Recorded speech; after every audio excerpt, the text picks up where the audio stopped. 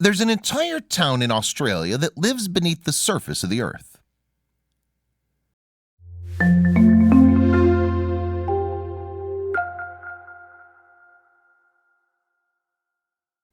Have you ever met someone from a small town?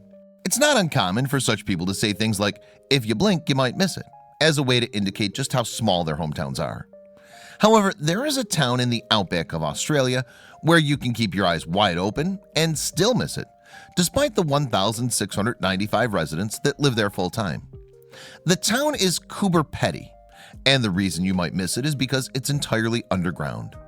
The town would be your typical mining town, except that instead of living on the surface, the residents have gone below ground in order to escape the excessive heat, which can reach 125 degrees Fahrenheit. Their homes are called dugouts, and they cost about the same as building a regular house above ground, only you have the possibility of finding opals in the opal capital of the world as you dig out your house. Many of the residents have found opals that not only covered the cost of building their homes, but sometimes exceeded the cost by millions of dollars.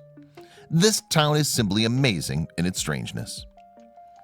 You'd never know there was a booming mining town from the surface. The only evidence that people might live there is the ventilation pipes sticking up from the ground. These pipes allow oxygen into the caves and also allow the CO2 to escape. The name of the town is derived from the Aboriginal term Coober Pedy, which translates to white man's hole. Besides the ventilation pipes, the only thing above ground is the entrance to each dugout, right in the side of the limestone hills. The homes are 8 to 22 feet below the surface of the ground. The townspeople explain this lifestyle as Flintstones meets Jetsons, because it's primitive living with modern amenities. The kitchens are always closest to the entrance of the dugouts and are the only rooms in the house that have windows, if they have windows at all. There are about 1,500 dugouts in the 7,000-acre sandstone hills, and the average family home is 3 to 4 bedrooms with living room, bathroom, and kitchen. If you need more room, you can simply dig another bedroom deeper into the hills. Many of the homes have fault lines running through them, which can be seen in the walls of the sandstone, and each home is supported by pillars that are 40 inches thick. The homes also have concrete floors, which are often carpeted, as seen here in the living room of this home.